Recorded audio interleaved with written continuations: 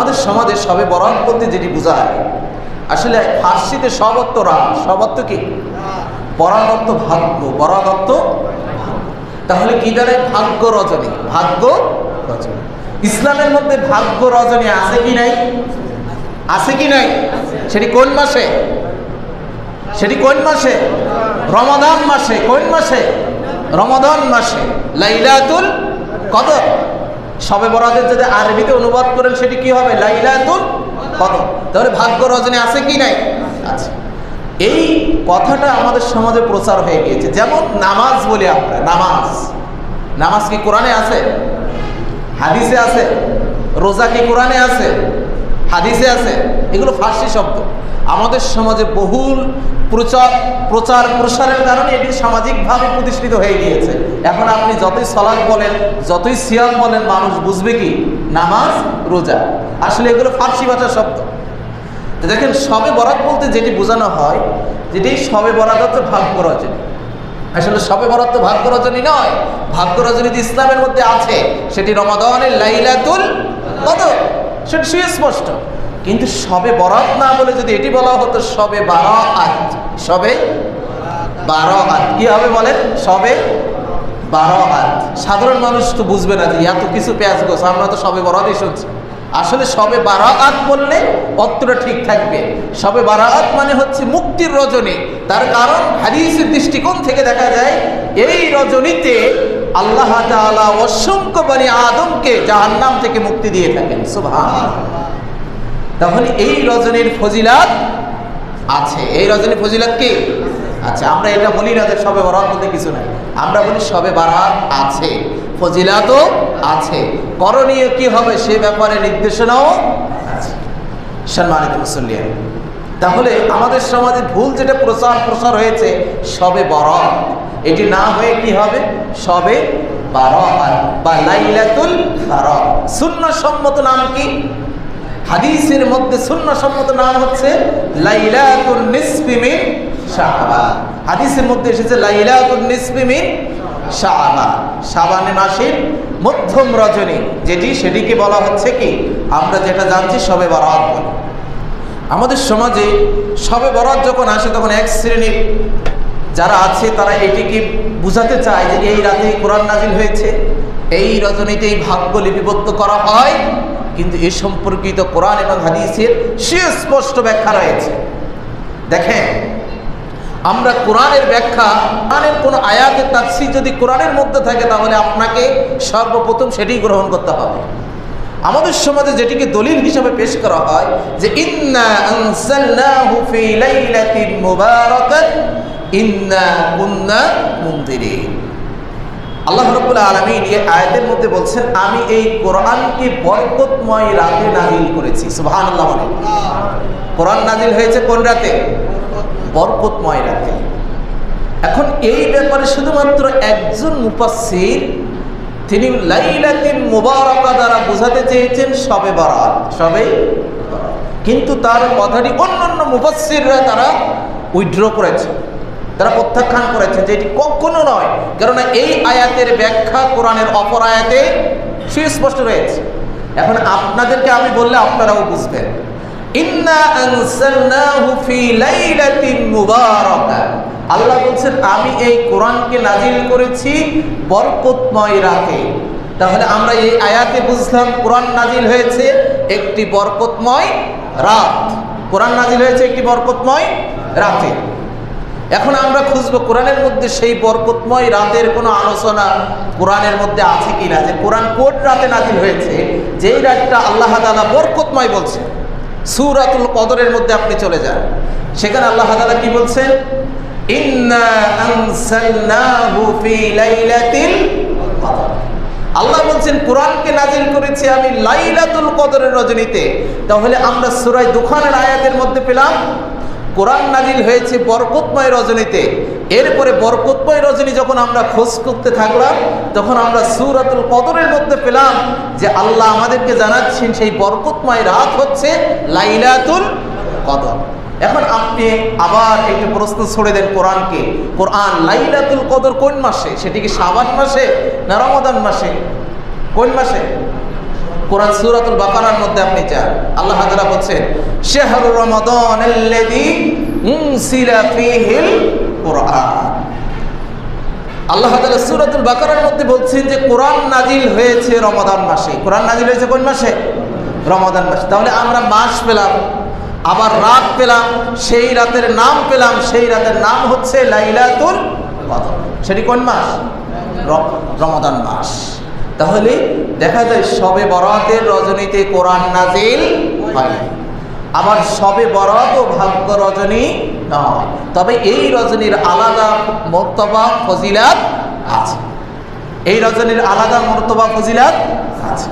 এটি কিন্তু আবার এরকম বলা যাবে না যে শবে বরাত বলে কিছু নাই, তবে এই রজনীর আলাদা ফজিলাত আছে, যেটি হাদিস দ্বারা প্রমাণিত, যেটি হাদিস দ্বারা প্রমাণিত। সম্মানিত ফজিলাত কি?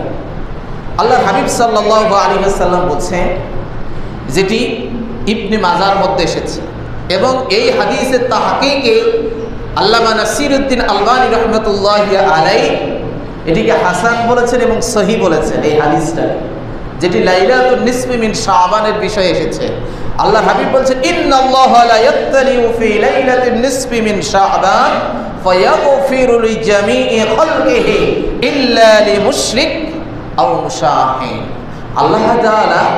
আল্লাহর হাবিব বলছেন আল্লাহ তাআলা শাবান মাসের 15তম রজনীতে তার বান্দার প্রতি বিশেষ দৃষ্টি দেয় এবং ফায়াগফিরু লিজামিই খালকিহি, আল্লাহ তাআলা তার সব সৃষ্টিকেই সাধারণ ক্ষমা ঘোষণা করে দেন। সুবহানাল্লাহ।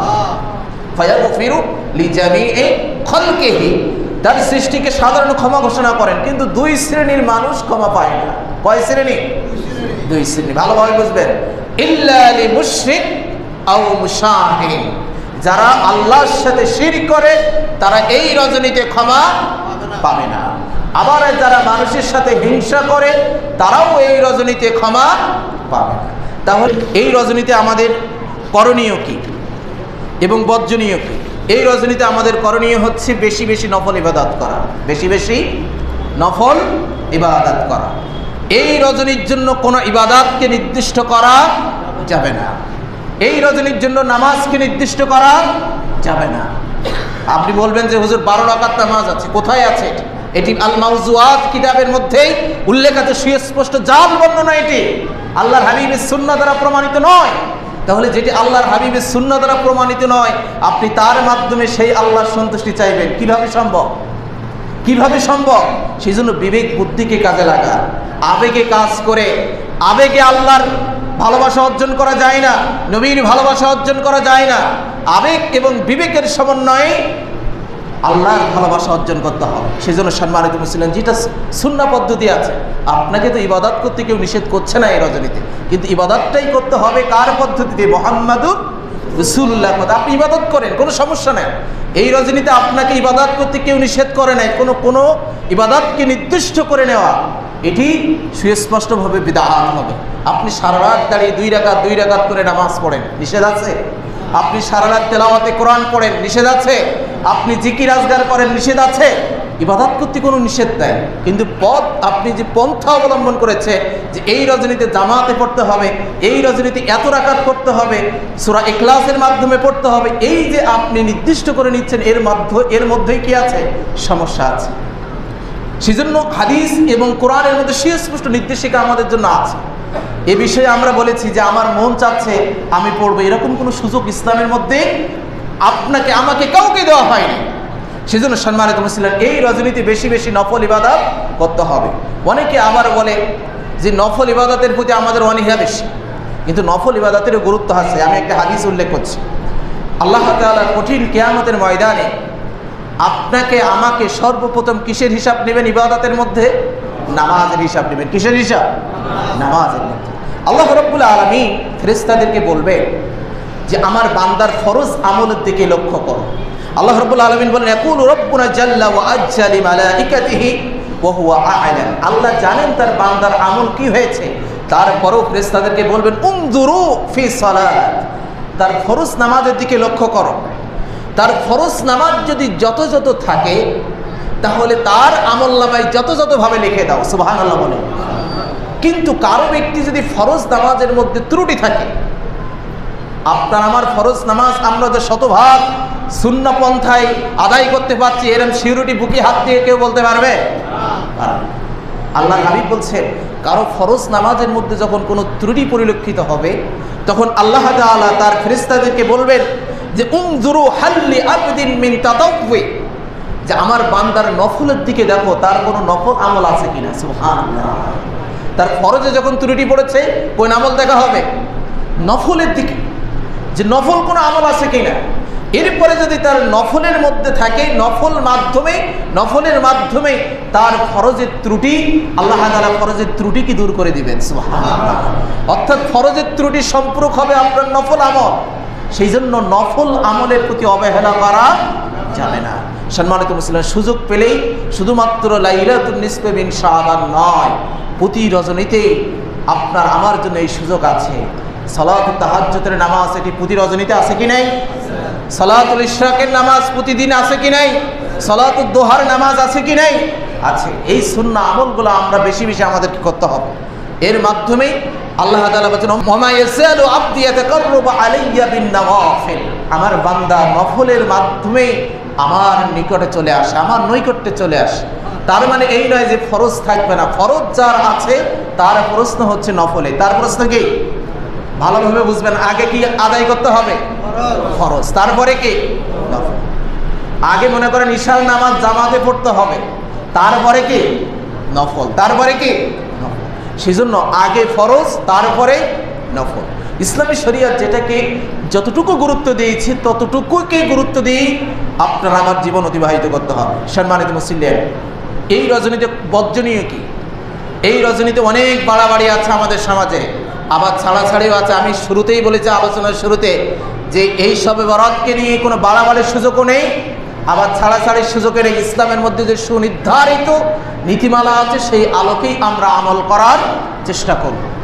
সম্মানিত মুসলিম, আমরা চাই এই রজনী জাগরণ করে ইবাদত বন্দেগী করে কোনো মানুষের সন্তুষ্টি না আল্লাহর সন্তুষ্টি?